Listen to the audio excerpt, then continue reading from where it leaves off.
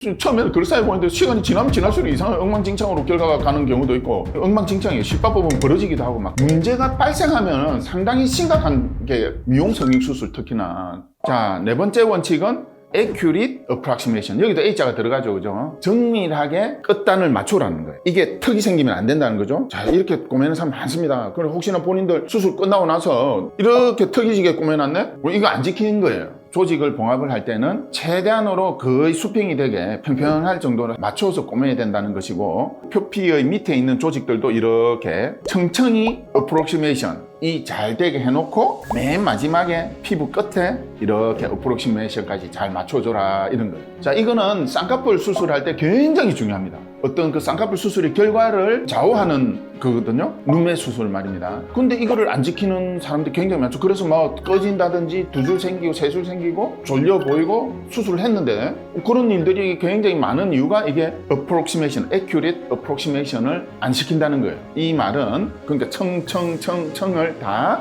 그 청에 맞게끔 딱딱딱 해요. 근육청은 근육청과 꼬매야 된다, 이 말이에요. 근육청을 피부하고 봉합을 해버린다. 그런 일 많이 벌어지고 있어요, 진짜. 그러니까 엉망진창이 되는 거예요. 처음에는 그럴싸해 보이는데 시간이 지나면 지날수록 이상한 엉망진창으로 결과가 가는 경우도 있고, 처음부터 엉망진창인 경우도 있고, 이게 지켜야 될 거 안 지키니까.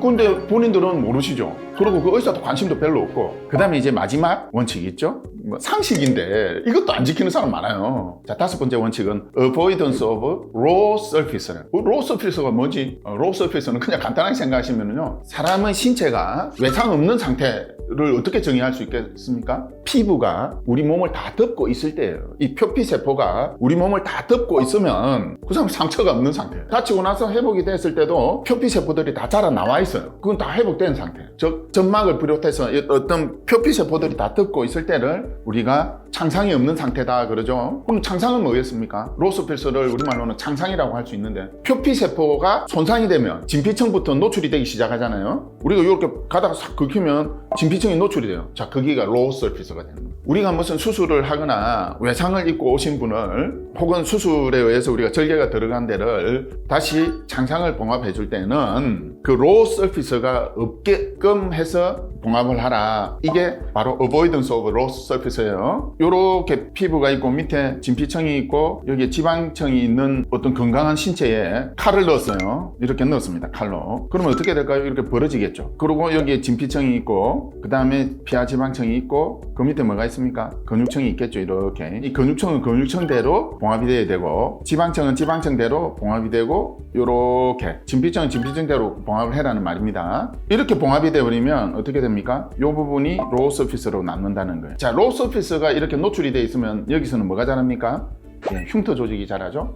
그래서 굉장히 굵은 이런 형태의 흉터 조직으로 자리를 잡게 된다는 게 avoidance of raw surface인데, 심지어는 어떤 경우도 있느냐 하면 올라탄다는 거죠. 이쪽 조직이 이쪽 조직 밑으로 이렇게 봉합을 해놔버려요. 이렇게 봉합을 딱 해놓습니다. 그러면 어떤 일이 벌어질까요? 여기가 raw surface가 되어서 여기 흉터 조직이 굉장히 굵게 자랍니다. 그리고 나중에 보면 뭐 이 엉망진창이에요. 실밥법은 벌어지기도 하고 막 그런 상황이 되겠죠. 자, 여러분, 왜 제가 이걸 말씀을 드리냐면, 고도로 지금 상업화가 되고 있잖아요, 성형 수술이. 그건 무슨 말이냐면은, 이런 원칙을 모르면, 이 원칙은 사실 어떻게 보면 성형외과 의사의 양심이에요. 기본 양심입니다. 이게 말을 하건 안 하건, 환자분이 알건 모르건 간에 이거는 꼭 해야 돼. 이게 왜 그러느냐면은, 레지던트 과정에서 제일 먼저 배우고 이거를 안 지키고 환자를 봉합을 하면은요, 마치 성형외과 의사로서 니는 막 기본 기술도 없을 뿐더러 양심도 없는 놈이야 라고 우리는 배우면서 전공생활을 했죠. 그러니까 받아들일 수가 없는 거죠. 이게 그 안 지키는데 어떤 문제가 생기냐면, 이렇게 하나도 안 지켰는데도 그냥 결과 좋게 나오시는 분이 있어요. 있지만 문제가 발생하면 상당히 심각하게 간다는 거예요. 미용 성형 수술 특히나 전혀 예상하지 못한 외모를, 그래가 몇 년을 살아야 되는 상황이 벌어진다는 거죠. 그걸 다시 바로 잡으려고 하면. 그런데도 안 지킨다는 거예요. 자, 여러분, 이 정도는 좀 알고 계시고, 그 사람이 이 정도는 지켜줄 것이다 라는 확신이 서지 않으면 절대로 가시면 안 돼요. 자, 성형수술의 5가지 원칙을 이제 다시 결론적으로 정리하자면, 무균적 조작을 해야 된다는 거예요. 다 소독된 기구들을 쓰고 소독된 장갑을 쓰고 뭐 마스크 다 쓰고 그렇게 해라는 거죠. 자, 두 번째 원칙은 조직 손상을 최소한으로 주는 도구들을 쓰라는 거예요. 세 번째는 조직의 긴장도, 즉 부러지려고 하는 힘이 거의 작동 안 하게 해놓은 상태에서 표피, 상피세포들을 이렇게 봉합을 해라 이런 말이죠. 긴장도가 없는 상태에서 조직 봉합을 끝을 내라. 그 다음 네 번째가 뭐라고요? 마진을 최대한으로 잘 맞춰서 이렇게 아주 이렇게 정밀하게 그 봉합을 해라. 이게 잘 안 지켜지면 어떻게 됩니까? 흉터선이 봉합을 해서 실밥을 뽑고 나서 보면 봉합한 부분이 꺼져 있어요. 그거는 정도에 따라 다른데 아주 미세하게 꺼져 있으면 그건 수술 굉장히 열심히 이제 원칙대로 잘 해준 거고, 깊게 꺼져 있으면 이거 안 지킨 거죠. 마지막으로 표피세포가 완전히 덮이게끔 창상을 봉합해라 이런 말이죠. 진피가 노출된 그런 상태로 봉합을 마무리해서는 안 된다 이런 거예요. 창상이 안 보이게끔 표피세포들을 다 봉합을 해서 마무리를 지어라. 누구의 수술을 보더라도 어떤 사람 뭐 잘한다고 막 떠들어대는 사람 많을 거예요. 그 사람의 수술을 관망을 할 때 저 사람 잘하는지 안 하는지 한번 보고 싶다 평가를 할 때 이 5가지 잘 지키는지 보면 대충은 아시겠죠, 그죠? 그리고 이 5가지를 잘 지켜줄 만한 의사를 반드시 찾아야 돼요. 이 5가지가 바로 성형외과 의사의 아주 기본적으로 지켜야 되는 양심이에요. 오늘 이 시간 이렇게 마무리하겠습니다.